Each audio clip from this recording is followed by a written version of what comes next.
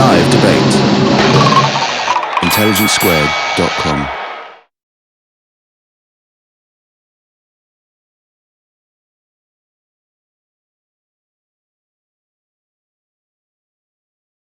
It is probably, in a way, each one of us, when we are adolescents, we start to leave childhood behind and we start to think on our own. It's like an awakening, an intellectual awakening or whatever, a spiritual.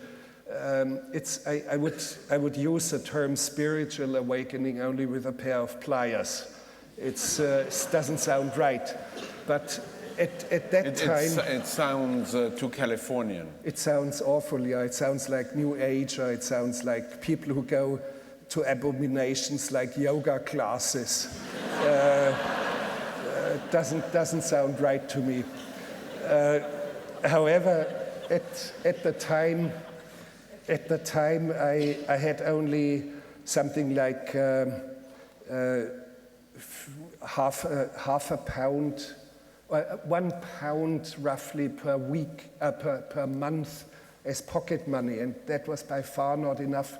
So I worked at tennis courts as a ball boy to pick up the balls and give it back to the players, and I started to earn some money, and finally I had, after 6 or 7 months, I had the 10 pounds or whatever the book cost. And the book was still there. The book was still there. Nobody was interested in it, and I bought it.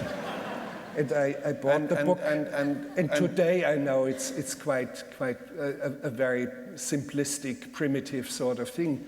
However, caves and cave painting and Neolithic man is still deeply embedded in me. It's like as if it were part of me. Very often I think, what would happen if all of a sudden, let's say, there's a blackout in London, which is fine. You have probably had it, but let's assume it takes a day, it takes a week, it takes 3 weeks. Imagine 3 weeks of blackout. You cannot get gasoline because the pumps are working with electricity. You cannot buy anything because the doors wouldn't even swing open of a supermarket. They're all with electricity. Nobody would sell you anything because all the cash registers are with electricity. Your phones wouldn't work anymore. Your television, radio, nothing would work anymore. So I just would like to see the cataclysm of things and the event of things that would occur if, let's say, New York City or London would face a blackout lasting 2 or 3 weeks. And you have to have some sort of qualities of Stone Age man to make sense anyway. You have to know how to make fire without a match or without electricity.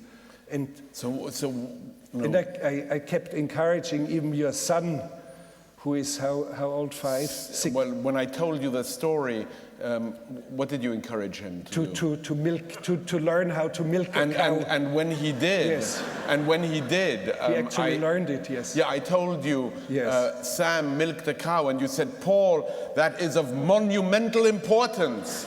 Yes. A real man needs to know how to pull the udder. Yes. And you were not speaking about French philosophy and the other. Yeah. It was the other. Yes. And I kept saying to you, well, I have nothing to do with it. My wife actually was the one who in Normandy had Sam pull the udder. Yes. And in fact, I have never pulled the udder. You told me it's not easy. No, it's not easy because after 5 cows, your arms are burning. And you have to shake your arms, and it's not just pulling. You have to squeeze and pull. It's a simple technique, but you have to master it.